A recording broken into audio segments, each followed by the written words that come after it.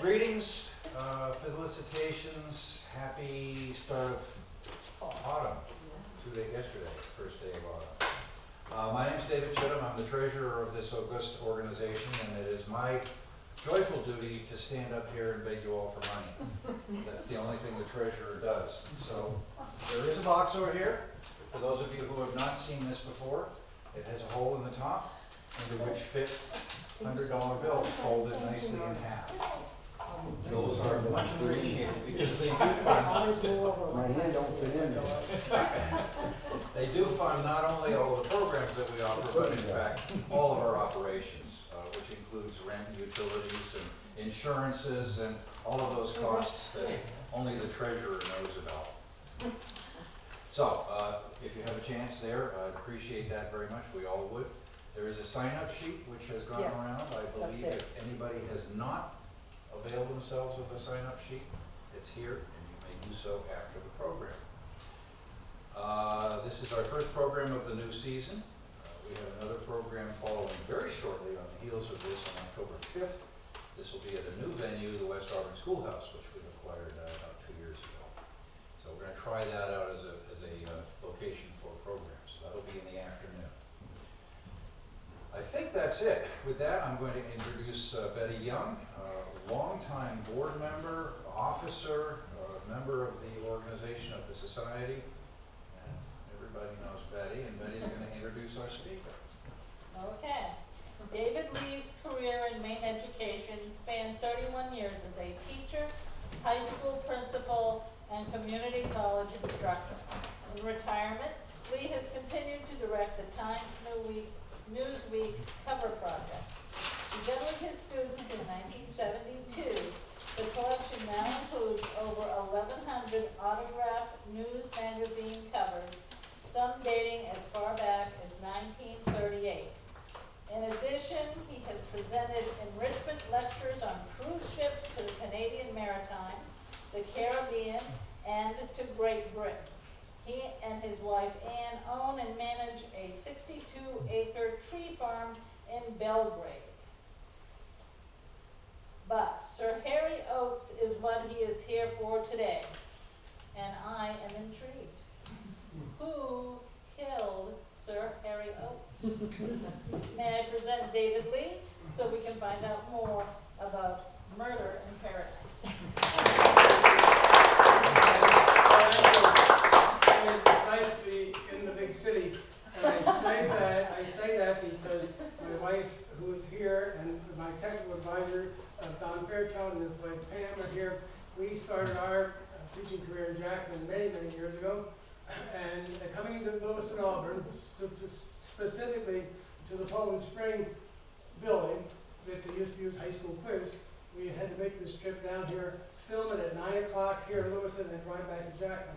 It was a long, long night, and of course I think many of you remember the two events that marred the bicentennial celebration of July 4th, 1976, was the burning of that building, the burning of that building that night, and the taking of the hostages in Entebbe.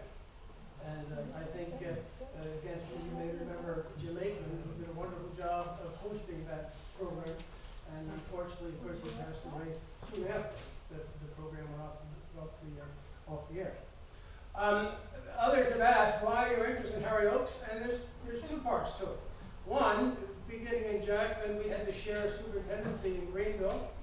The superintendent had to drive once a week to Jackman for 1 day and then 4 days in Greenville. And he was amongst a group that I call the Greenville Mafia, in that professionally, every time I turned around, there was a native of Greenville who was graduated high school in the early 50s, some of them able to go to Korea, and some of them did, but every time I turned around, a superintendent, a principal, a department head, a teacher, there they were, there they were. And one of the other members of this gang was Louis Houghton, who was the grandson of Louis Oakes, therefore the great nephew of Harry Oakes, and that's what got me interested first. My second reason, or second situation, I got to my graduate school roommate taught in the Bahamas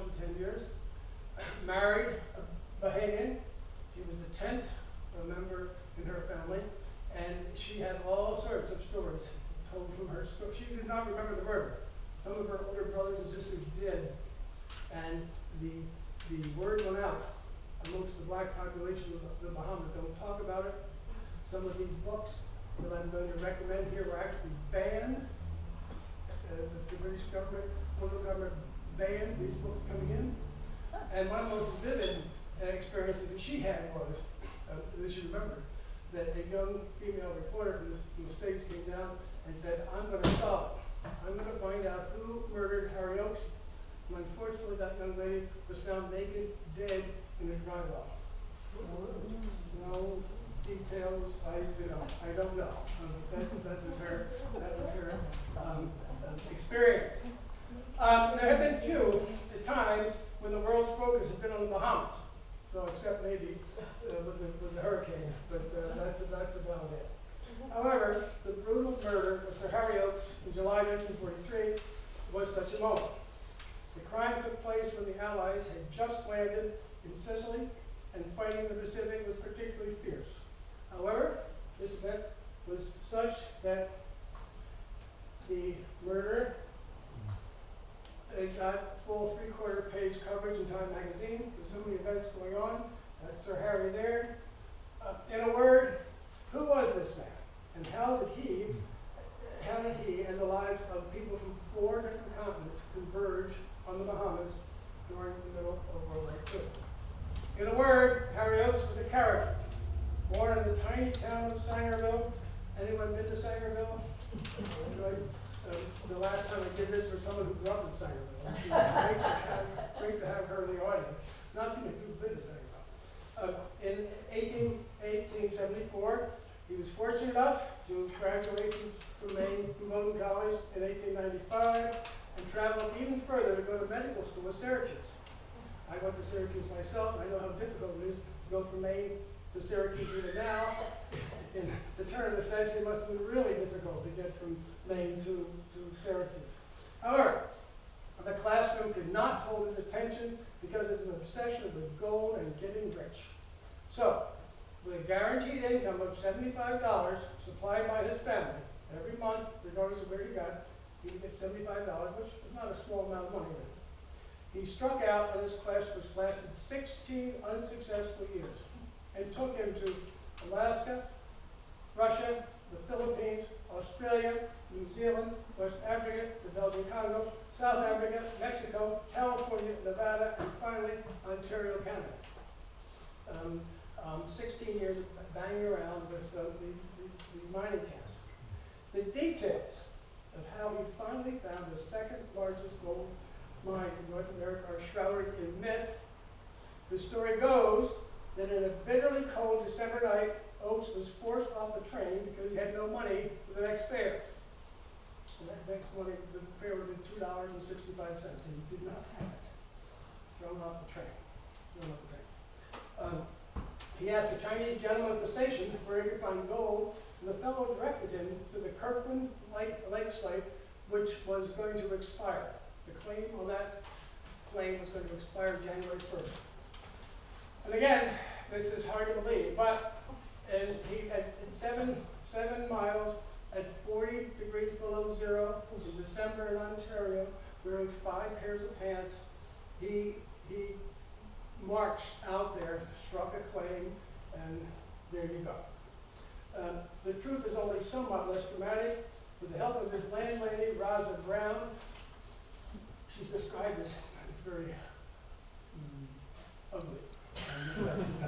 That's the word. And the Tough brothers. I think it would be tough to grow up with your native last name of Tough. I checked on People Search in Canada, and there's a lot of Toughs in Canada. T-O-U-G-H. That's Tom Tough, George Tough, and Jack Tough. He snowshoes in 7 miles, 40 below temperature, and claimed a safest claim. So successful was this claim that by the end of the 1920s, he was paying $17,500 a day in Canadian taxes. $17,500 a day in money in the 1920s in taxes. Now, it's hard to imagine how successful this strike was. The Kirkland mine eventually would take out 256 tons of gold. 256 tons. Now, to put that in different terms, it's the same weight as 35 full-grown African elephants, or 20 school buses. 20 school buses made of solid gold, and that's what they took out.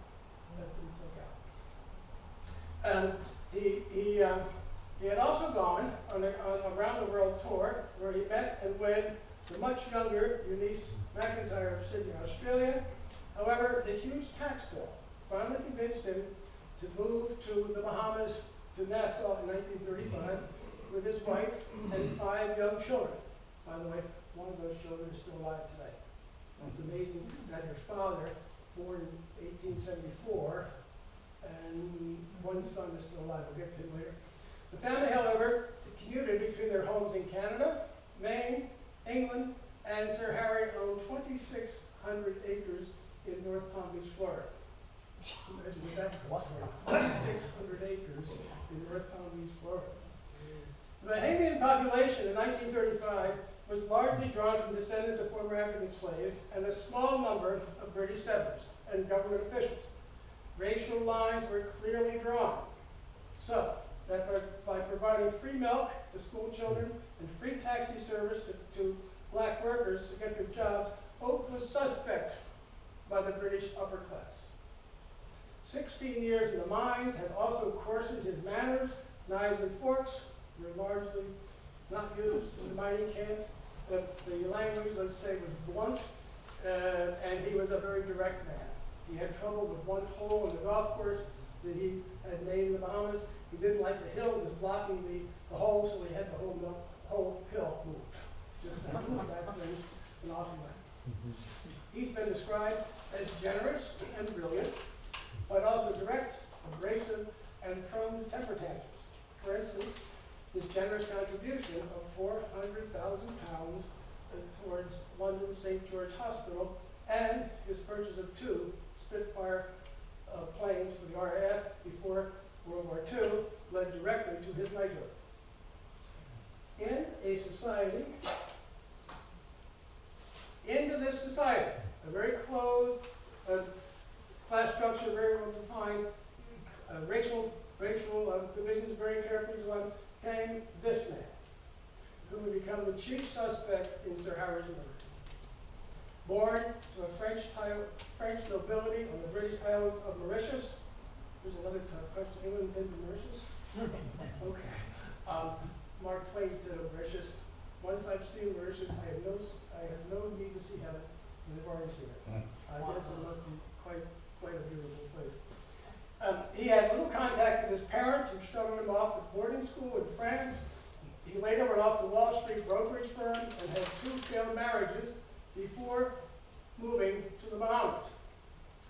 So now you have Sir Harry from Maine, you have his wife from Australia, you have this fellow from Africa, Mauritius is an African country. And with this reputation as an aristocratic French playboy, he also was odds with the British authorities. First, he raised chickens. No white, upper class, former stockbroker, who was wealthy would raise chickens, but he did. Secondly, he spent hours on his yacht, and he made a point of hammering as loud as he could on Sunday morning when the proper people of the Bahamas, both white and black, were going to church. On purpose, he made as much noise and as much interference as he could have been going to church. Didn't get along. Third, he disregarded racial roles and treated the black crew members as equals, again breaking the taboo. Fourth, he argued forcibly that the Bahamian government should take in the hundreds of Jews that had been expelled from Europe and no one would take them. He said, let them come in. Even worse, when the France decided to close Devil's Island, he said, take them in. All right, and again, that did not go over well with the upper crust British population. And finally, at the age of 32, he had the nerve to marry Sir Harry's daughter Nancy one day after she reached her 18th birthday. The strikes against this man were many. Now, In the next mix comes the Duke of Windsor, the former Edward VIII of Britain and his American-born wife. The Duke, who once had massive wealth, a multitude of homes, and ruled over 20% of the world's population, had been made the governor of the Bahamas with a modest home on Bay Street and a salary of £6,000. Now, I'm going to compare the £6,000 to a benefit that the basketball team of Everett Little did 50-50, and you won. The expectation is maybe, good, you won, but give it back. Those players need it, you know, or whatever. Or someone's been injured in your neighborhood, you know, lack of insurance, and you win, oh, give it back. The expectation was amongst the wealthy British that £6,000, give it back. Well, no. He didn't. Now, let me give you a personal example here. 50 years ago, I was quite young. I had a foresight to go up and buy 100 acres in Nova Scotia. And here's the original deed of that property from Queen Victoria, 1857, to the original owners, and I got the copy of it. But additional way for the crown, and it was crown land. All right, the Canadian land was unclaimed; it's crown land, and then sold to whoever needs to buy it. In this deed here, for my property, talk about how the English crown or the British crown to make more money. There is a designation that yielding and paying for the same to us and our heirs and successors, one peppercorn yearly rent on the 25th of March of each year. So whoever got this piece of property here had an obligation to give one peppercorn a year to the crown. Now, it's not as a little amount. This peppercorn, again, when this was originally done, was very valuable. Yeah. However, one peppercorn less. So that technically should have gone to the English crown. I guess if they continue, I would have to pay a peppercorn. I had this is 50 years ago.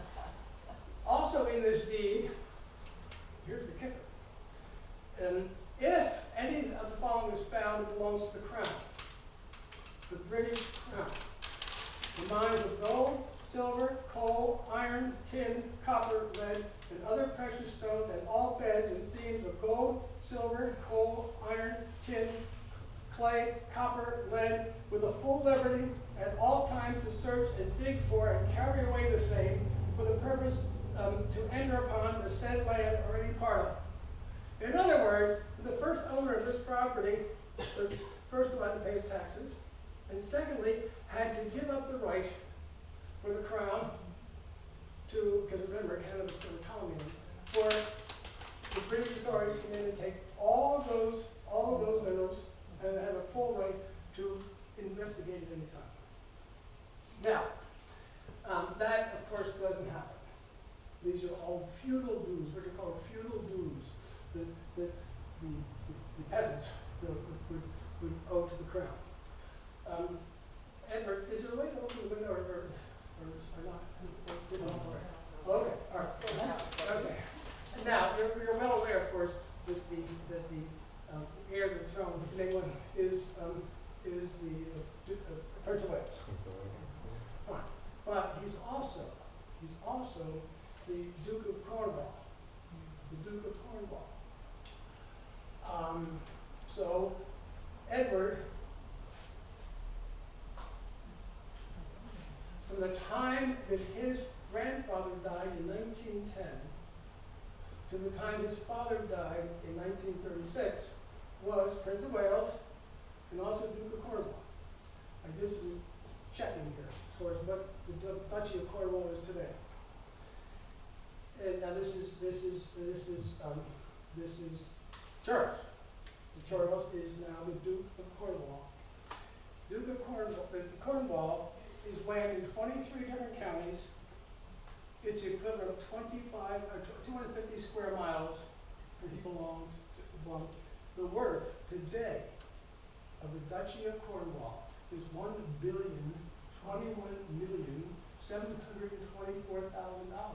today. And it generates $21.7 million a year. And it's given to the Prince of Wales as his role as the Duke of Cornwall. So he had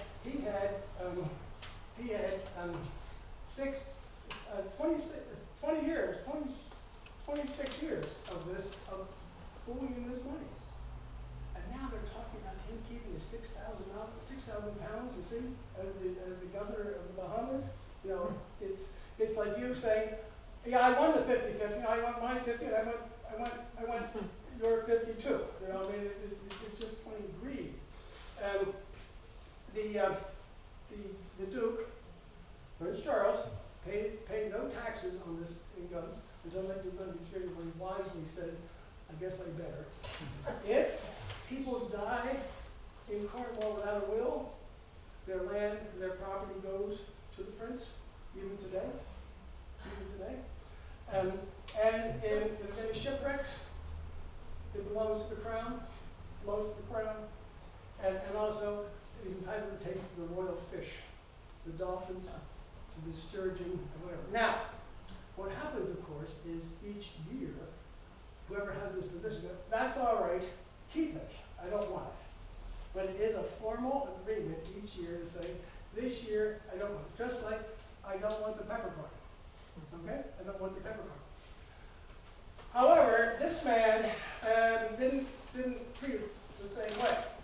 And he kept all that money, and when he abdicated, his brother who took over had 0 years of pulling in the equivalent of 21 million pounds a year.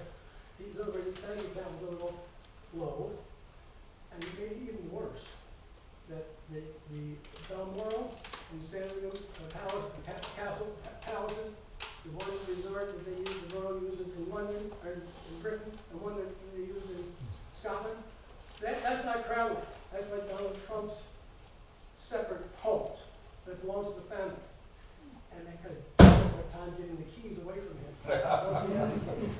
They said, this is mine. You know, I was falsely forced off the throne, and you're going to have to fight me to take over. You get the picture. You get the picture of this character. And of course, he's not done well in the last couple of years. The Crown, the current PBS series about Elizabeth, is not treating very well. There's been a book put out recently that his wife really did still love her second husband, Anna Simpson, and there were all sorts of love letters, you know, between them, even after she's married. In effect, saying, I didn't need to get involved, but here I am. Here I am. Questions? I was fascinated with this Cornwall connection and the amount of money that flows in. It's sort of a birthright.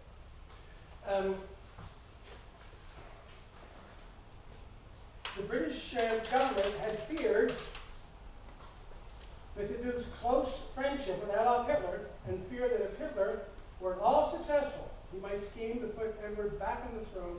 So here was the former King of England, the abrasive Harry Oakes, and the rule breaker de Marnay in what would prove to be a volatile mix.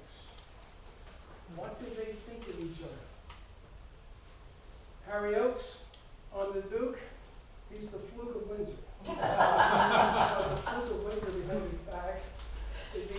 The Duke on Harry Oakes would call him the Charlie Chaplin of the Empire, and de Marnay would call Windsor the pimple on the acid Empire. So you have these people who are forced to socialize, but there's really not a lot of common ground here, or not a lot of respect going back and forth.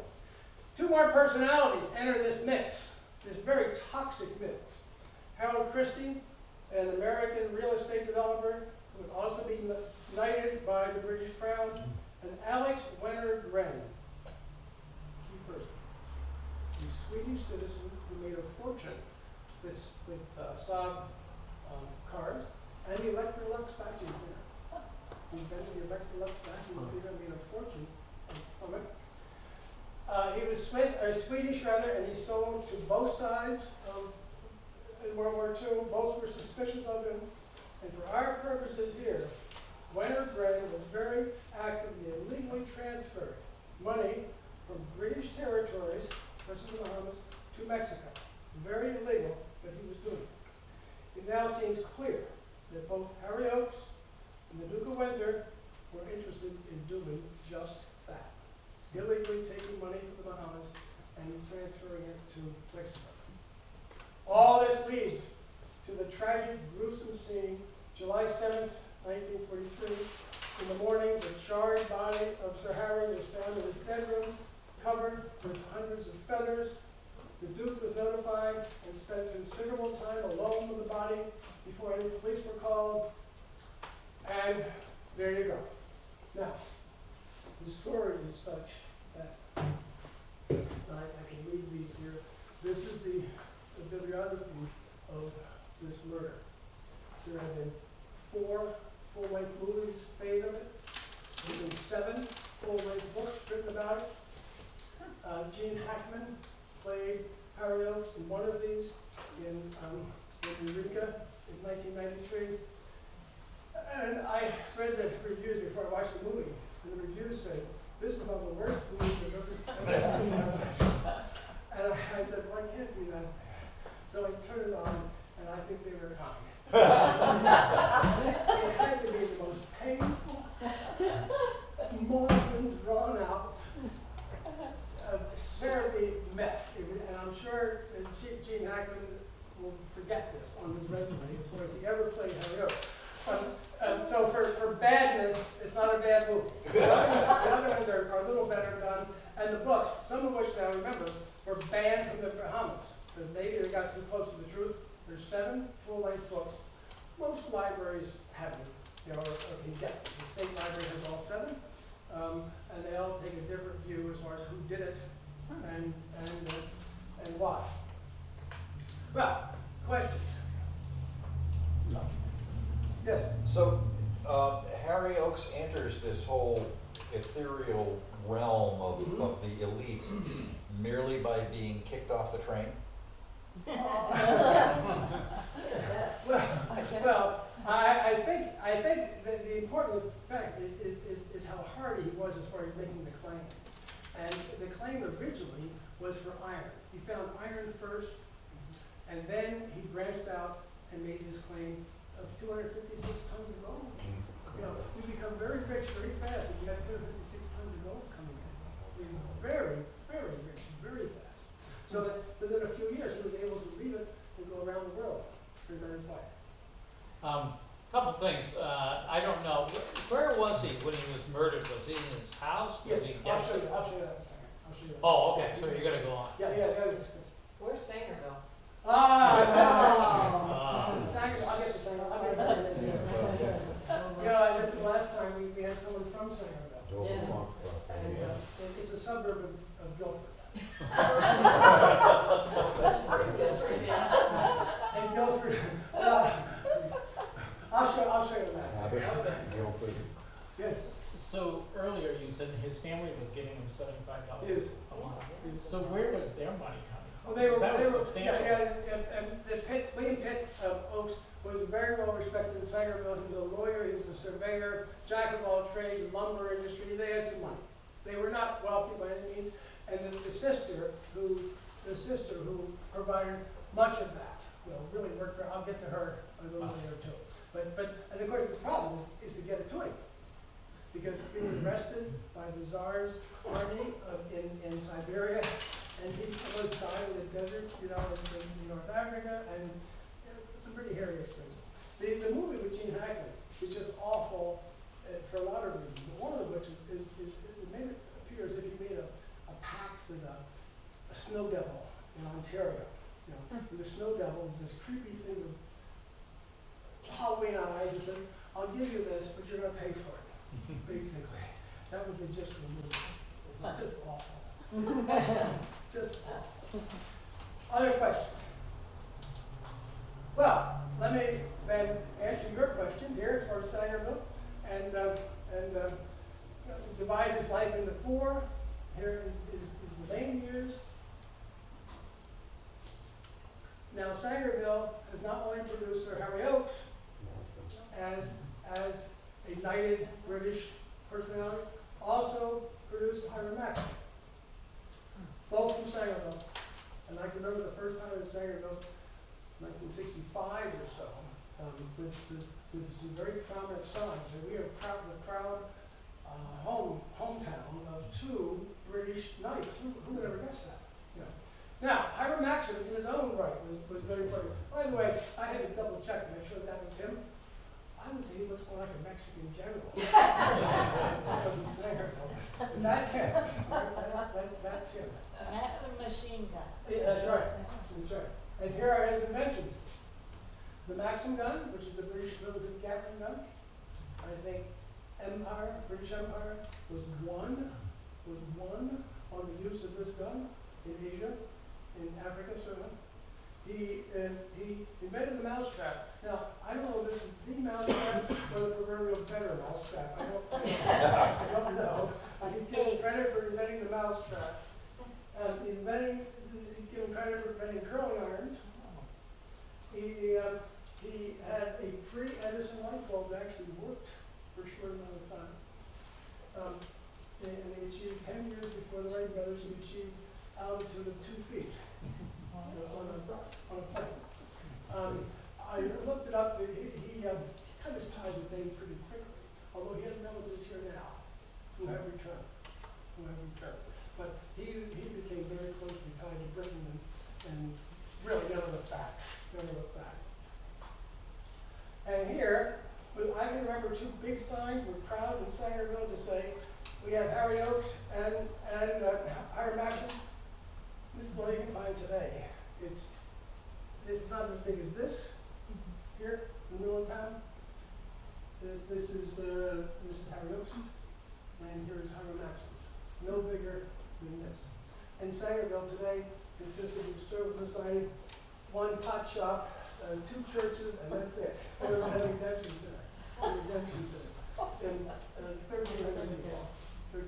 However, in Piscataquis County, it only has 17,000 people. Sangerville is the 4th largest town in Piscataquis County with 1,300 people. It doesn't take long to upgrade. The wandering years, again, all over the place, trying to blend in.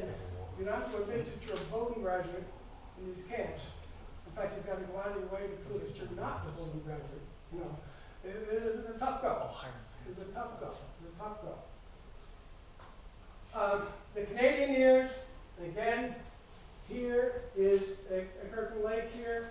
There's Navarone, Canada, and here's Ontario. You can see it's relatively close to the border, but that's where he made his find in the town of Swastika.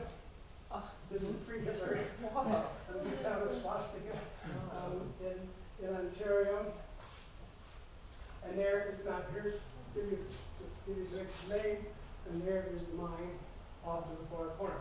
He did, by the way, maintain his ties to Maine and came home as much as he could. There was a woman 2 years ago in a similar presentation in Augusta said, yes, my mother said she remembered seeing him and his relatives were still here in Dover. So he maintained close ties, very close ties to Maine. And the Bahamas years.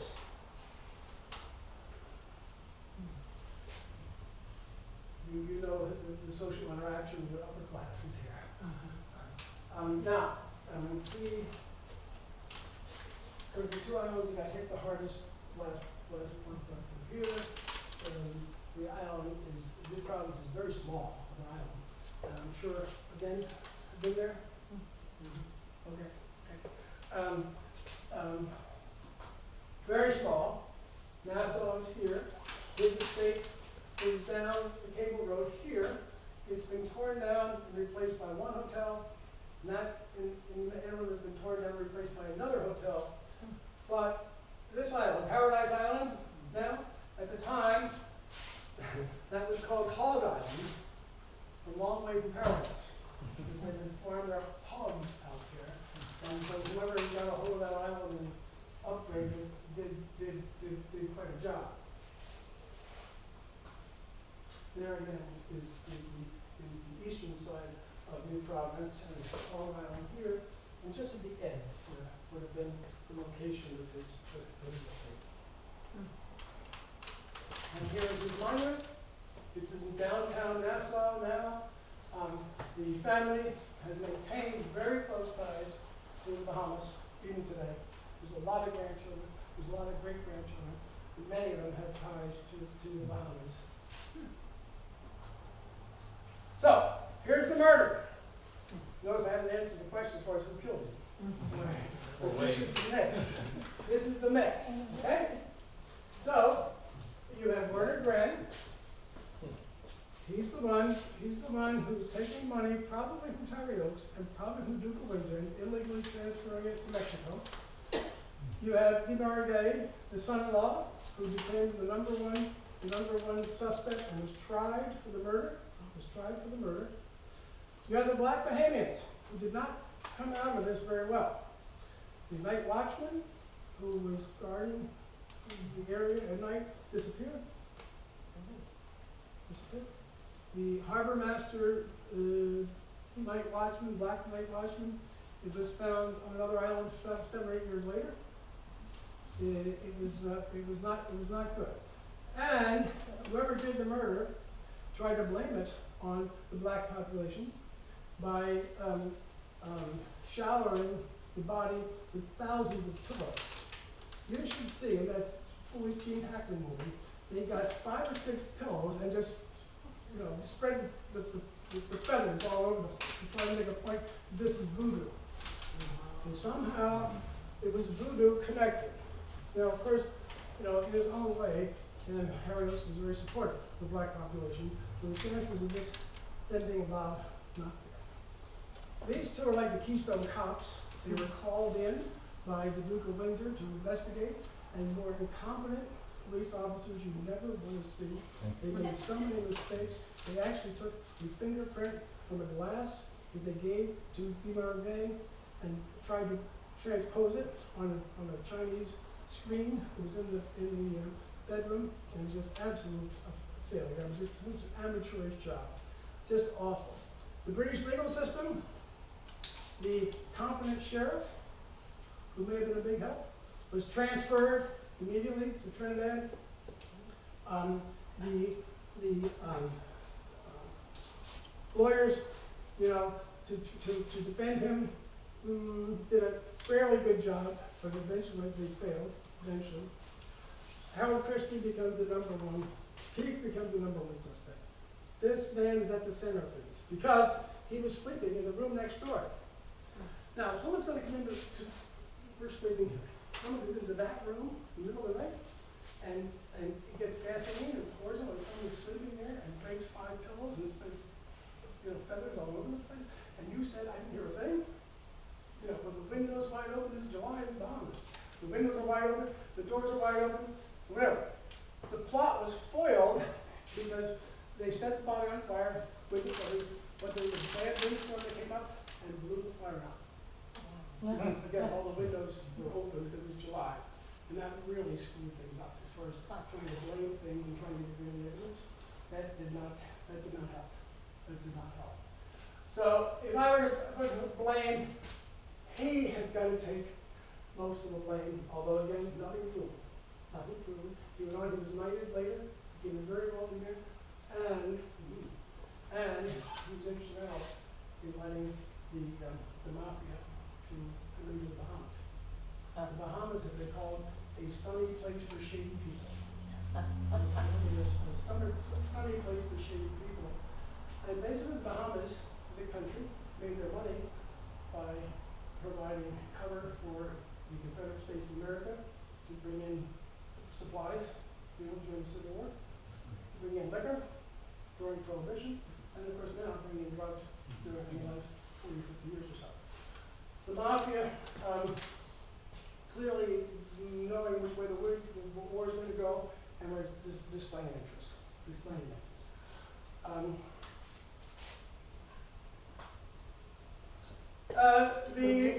Pardon? Duke of Windsor. You didn't cover him as a suspect. Well, yeah, I mean, Duke of Windsor, I don't know. The fact is he did spend a couple of hours with the body before anyone else was involved. And he did hire, he could have gotten the Scotland Yard, he could have gotten the FBI. And instead he hired these 2 bozos to Miami police department who just made an awful mess of it. The body was eventually sent back to Maine for burial, and they decided, you know what, we haven't looked at it that closely, let's send the plane back. So they radioed the plane to bring the body back. And again, this is July in the Bahamas. Things are not going well. It was just a disaster. In the Bahamas today, a strong connection with the son, with the grandsons, with the great grandsons. The family is very much tied to it. A woman, I gave this same talk on a cruise a number of years ago. And the woman said, as a young girl, I can remember having races through the streets of Nassau with Lady Oaks to drop the flag. She was there, stayed, and she would start to go back. Ontario, the mark of the Oaks family is very strong. Clifton Hill, outside of Niagara Falls, is sort of a combination of a strip mall and Disneyland. You know, it's got everything there. It's a big tourist resort for Canadians that's owned by the Oaks family today. And the name of the family is Hoco, H-O-C-O, Harry Oaks Company. And the son who survives works there. Another person on an earlier cruise said, I work with his grandson every day. I work with his grandson every day. So it was there. Now the land that he donated, the parks, for the theater, this is his home, which is a museum right across the river in Niagara Falls. On the Canadian side, it's a museum today. Now, this county was counted. Again, 17,340 people. It was the only county in 2008 that voted for John McCain. The only county in New England that voted for McCain rather than Obama in 2008. And it has a density population of 4 people per square mile. 4 people per square mile. The impact here is great today. The impact of the Oaks family is here today. In Sangerville, he offered to give Sangerville a lot of money, and they turned it down. They turned it down, and for whatever reason, I don't know. So in Sangerville today, the only sign you see of the Oaks family is the name to some senior citizen housing, and 8 units or so, and it's Oaks Manor or something like that, but that's it. They turned the money down. Other towns did not do that. This is Foxcroft Academy on land that was given by Louis Oaks. Louis Oaks stayed home. Louis Oaks' brother stayed home. So he gave the land for Foxcroft Academy, the new Foxcroft Academy. Question? Okay. Because they had both gone to Foxcroft Academy in the old building. This is brand new land. The football field at Foxcroft Academy, any NFL team would want to play on it because it's that good. There's a separate trust just for the football field today. Today. Still Oaks money. Oaks money. Greenville High School. Greenville High School. Again, been through by it or Greenville? No?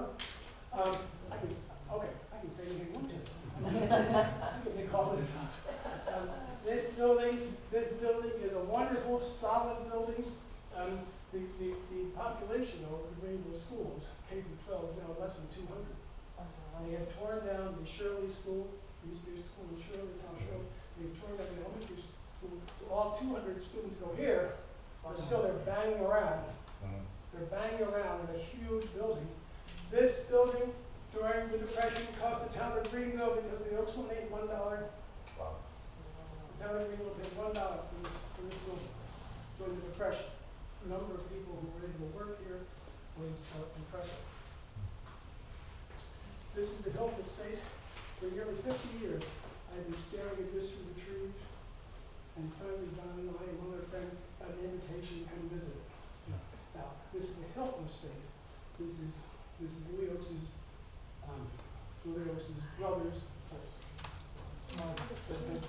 The daughter married Max Hilton, so he built this. Okay, this is Louis Oaks' son-in-law and daughter who lived here. Massive place. The new owners have taken great care of it. They proudly said they've taken down these chimneys recently, in the last 5 years, down to bare nothing and rebuilt them. There's 7 pines on the property. There's a 9-hole golf course on the property, and again, if you're familiar with Greenville, which yes, most of you are not, right behind the library, up the hill, and this estate is here, quite impressive. And again, built in 1938, number of jobs in Greenville was substantial. The Katahdin, the Katahdin, this is Oaks money, and restored the Katahdin. Not all of it, there's some, the local money raised. But that, of course, was a wonderful trip, halfway up, like you said, Leigh, or all the way up, you said, Leigh. They even do, the last one of the season is a Thanksgiving meal, and then they finish for the year. But it's well worth it. It's well worth it. This is Oaks money. All right, now the family. I'm afraid this is not, there's positives and some negatives here. Here are the 5 children. With Sir Harry and Lady Oaks. The oldest girl, Nancy, there right in the middle. I would say fairly fair to have had a very unhappy life. Married 3 times. She died only now in 2005, not that long ago. Her marriage to Davis-Wagg failed. She defended him in the movie. And that's the part that's really awful. They sort of talk to each other as if they're talking in a coffee shop. I really do love you. Oh, I love you. It was just going on and on and on. Please stop this. It was really quite. But she was a very strong defender. The mother couldn't stand it. Her mother, Lady Oaks, said, "Get this man out of here. This is not working." She was married 3 times. She had a daughter, however, with Richard Green. Richard Green was the British actor who played Robin Hood in the series in the 50s. And that daughter married Franklin Roosevelt Jr. The Roosevelt 5 children had 19 marriages, 5 kids and 19 marriages. And one of the five for Franklin Roosevelt Jr. was Sir Harry's granddaughter. Sidney Oaks, the oldest boy here, died in he inherited the title.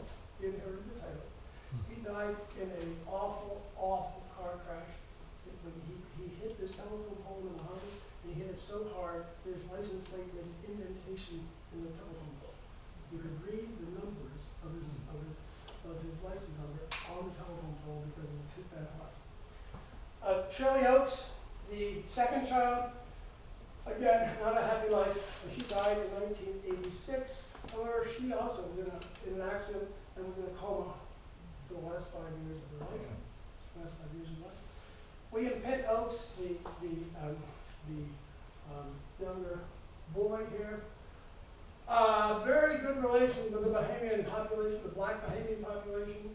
And he died, however, in 1958 at age only 28 of drug overdose. And it's Harry Oaks Jr., the baby here, who's still alive today. Oh, wow. He's still alive today. Born in 1932. Questions? Where does he live?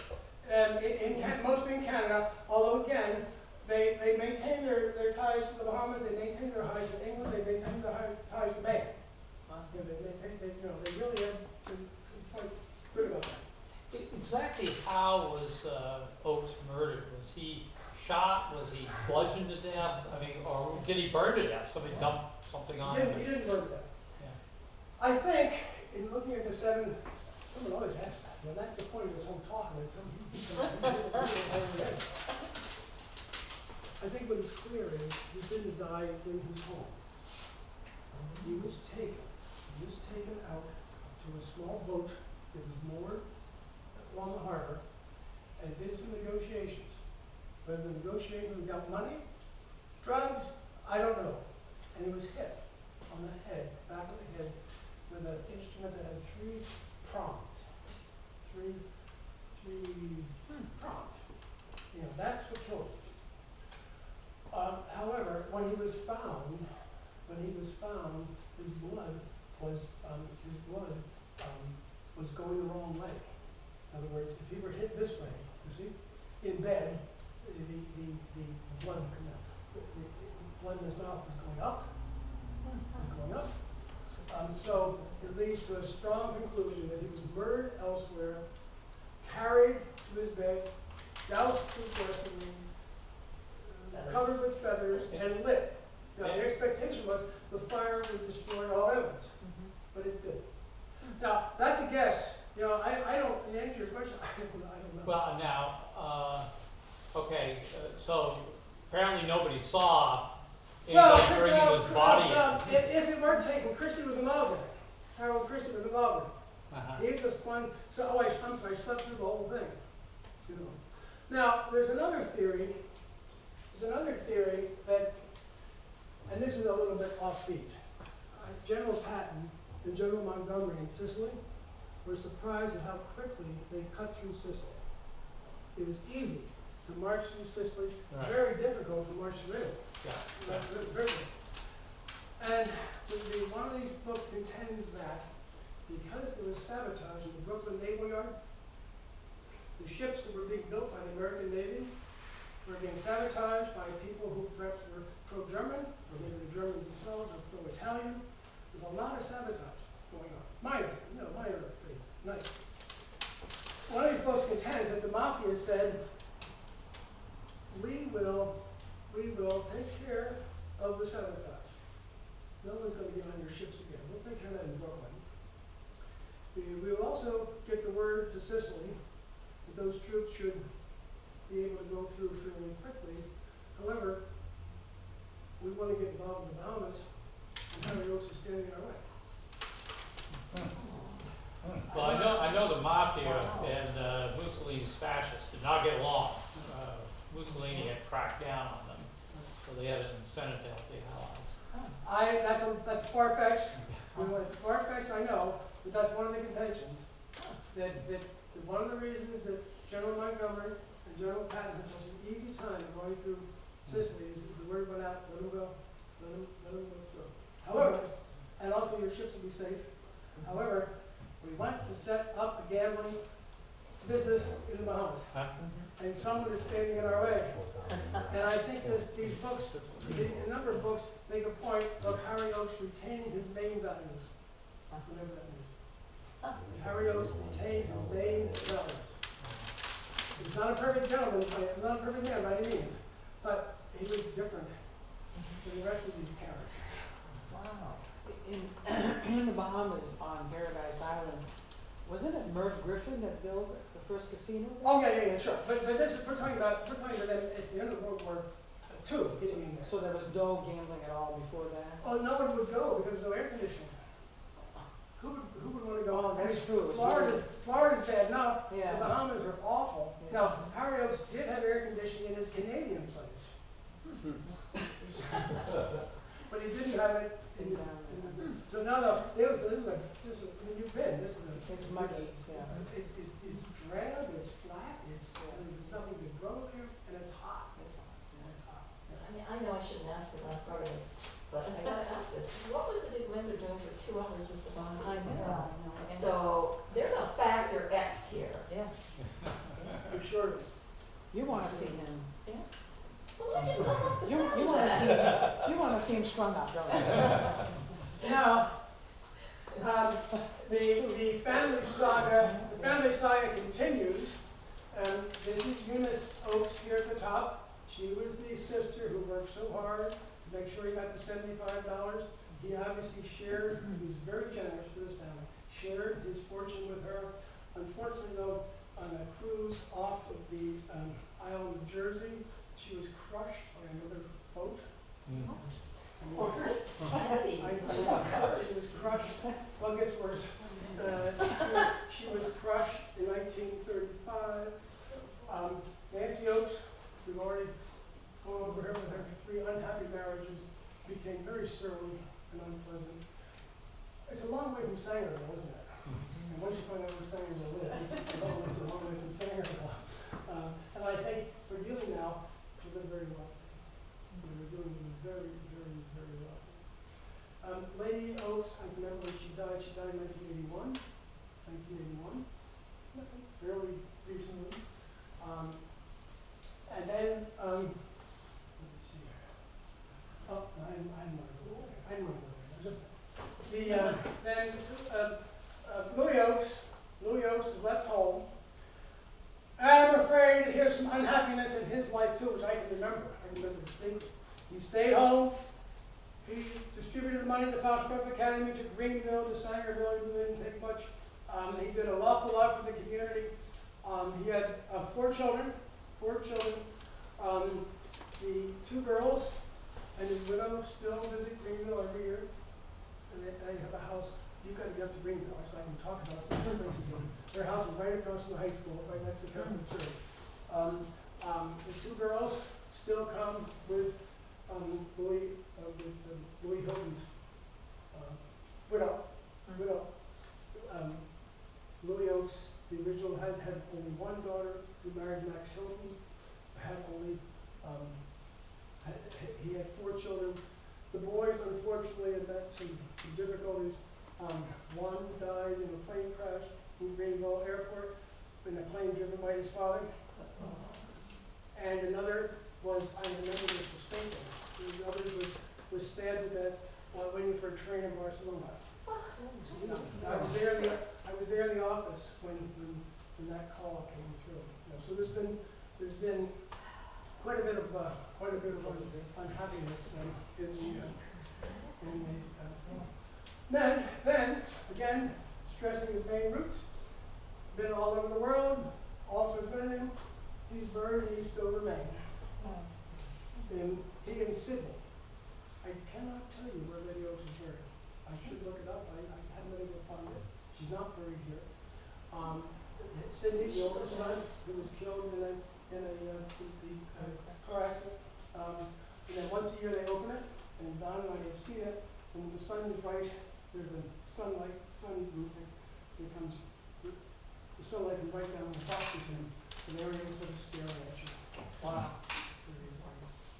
Questions? Wow. Yes. You sort of poo-pooed this idea that he made a pact with the snow monster. It sounds to me as though it might have been something more to that. If it hadn't been in that movie, I'd be more believable. Even that is But you know, who has that kind of background? Well, that's what I'm saying. Unless you cut a deal somewhere. Right.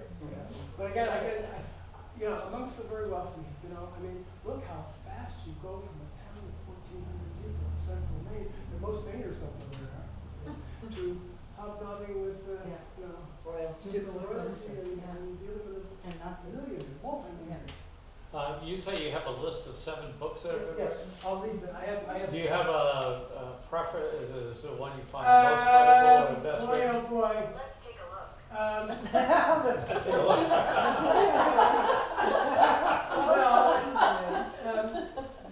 Steve Montague himself, here, I'll test. Well, I mean, I can find out after.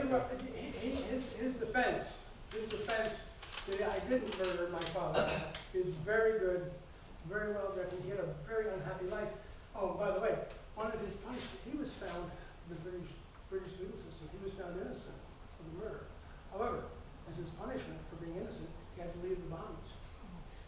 And he was told, why don't you go home? Now, this is 1943 with German U-boats all over the place. Go back to Mauritius, where even military transports are having all sorts of coverage, going back and forth. So he went to Cuba for a while. When Nancy Oakes and her husband were still together, they lived in the house at Rose Hemingway in Havana for a while.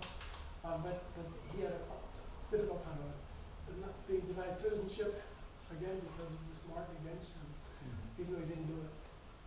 Tough life. But the one, Who Killed Harry Oakes, the one here called Who Killed Sir Harry Oakes, 1983,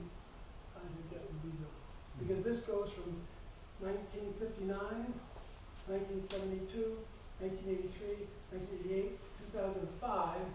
Now this is on the Duke and Duchess of Windsor, 2000, but they mentioned him in 1900, 2005, 2005, 2006. So there's quite a range there, you know. And I forgot which one has the conspiracy between the Brooklyn Naval Yard and the Mafia. Why Eastover? Because he did not forget, well, he went to school in Foxcroft Academy, and Sangerville is, you know, 5 miles away or so. And Dover's the county seat. Even knowing where it is, I've been here now twice. It's hard to find. It's on the south side of the Piscataqua. You have to really search, as we did one day. You have to really search to find it. But it's fairly simple for a multi-millionaire. And by the way, the question of where's the money is still, I mean, his estate was 12, 15, some million. Where's the 200 million? No, I mean, The Bahamas. yeah, that many tons of gold, you know, that many tons of gold. Yeah. It's a lot of money. A lot of money. Just point out, the tomb itself, I very naively, when we got there, very naively said, how are we gonna find this tomb? Don't worry, not only is it big, but it's way off, separated from the rest. But he came back off, he backed off, even right before his murder, he was back in Maine, visiting family, in Dover. So I think to answer your question, the family migrated to Dover. Okay. Yes, sir. What was the name of his wife when he died? Eunice? Yeah, Yes. I got there and talked with her. Did you really? I was waiting on tables in Bar Harbor in 1953, and I waited on her, and then I took a walk, and she was, you know where the College of the Atlantic is Yes. now? That's where she was living. She happened to be out walking the flowers, and so we had a nice long talk. All I can think of is she was a lady. Yes. She was definitely a lady. Absolutely. Absolutely. Yep, and a widow for many, many years. You know, I mean. You didn't ask her what her money was? We had a nice long talk. And too, now, you can help here, that when they first did the cat across the Nova Scotia, I think the old dock was at Oaks. Their estate now is a bed and breakfast, is a bed and breakfast, right up the coast from the College of the Atlantic. And it's Oaks something or other, Oaks Manor or something like that, but it is a bed and breakfast. And the house can be, you know, the house is still there. The house is still there. You know, it's funny, after I got done, just like you, some fellow raised his hand and said, by the way, I was Louis Hilton's roommate at Oregon. Ah, I said, well, I hope I had it right here. All right. I was his roommate at Oregon. It's a small world, it's a small state, it's a small. Other questions? Yes. Was there no official death certificate out of the Bahamas? I would not think so. I think when you get to a certain point of money, you know, and also a lot of people not wanting it, and also people saying, don't worry about it. And the poor girl on the bottom of the ladder.